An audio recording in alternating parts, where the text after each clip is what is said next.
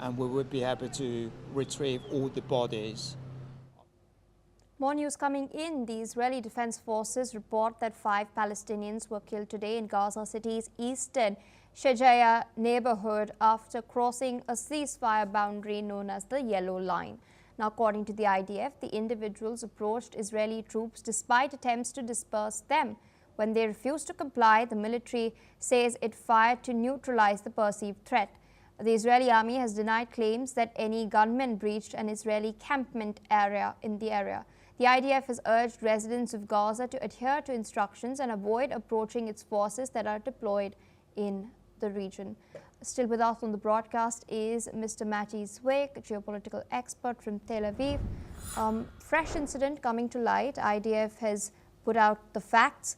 It is stated that there were 5 unidentified Palestinians who were approaching its personnel.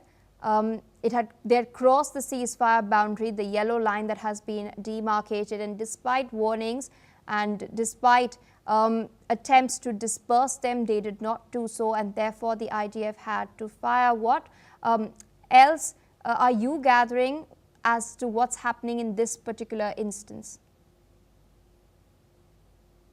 Well, we are in a very fragile situation because we must put the things very clear.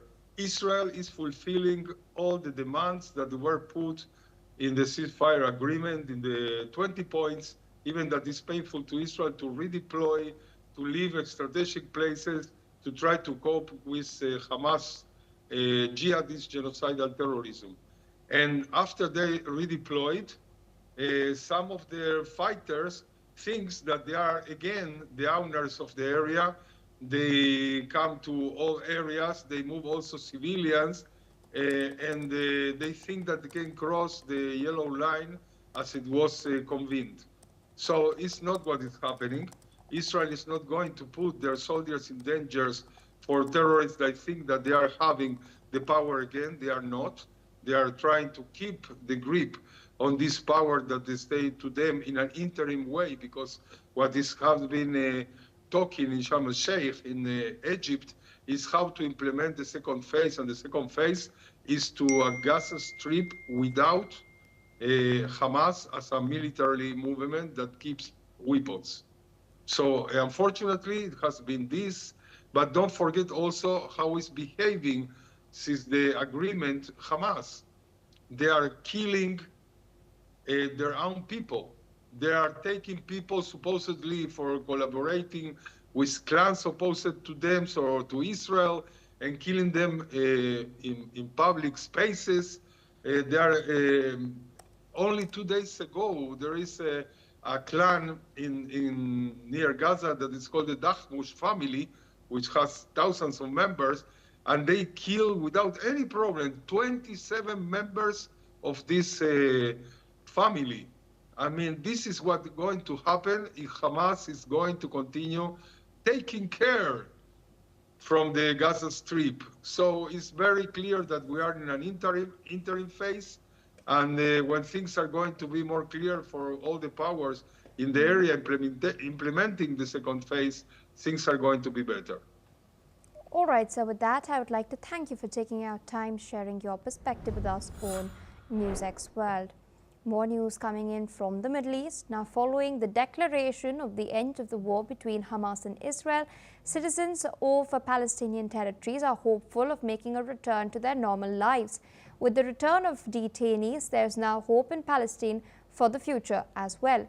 Listen in to what citizens of Gaza have had to say. أنا يعني مع أي جهد يعني يؤدي أو يفضي إلى الأمن والاستقرار وإنعاش الاقتصاد براحة الناس، لأنه الناس تعبت. احنا أي جهد لو كان بصيص أمل صغير إن شاء الله حيكبر في المستقبل، لأنه احنا تعبنا بدنا نربي أولاد. السلام في شرم الشيخ ابتداء من بدايتها لنهايتها لحماية إسرائيل فقط لا غير، لأنه الله يعطي الصحة والعافية لكل شاب مقاوم ومجاهد. هم مش خايفين عليك ولا على شعبك، هم خايفين على الشعب الإسرائيلي اللي بيعتبروه مضطهد، وهو شعب استعماري، هو اللي مضطهد الشعب الفلسطيني ومستعمر أرضه. احنا بنشكر جميع الدول اللي ساهمت في وقف اطلاق النار سواء من الغرب او من الشرق، والحمد لله اللي وقف اطلاق النار حتى الناس تلقط نفسها وترجع على بيوت.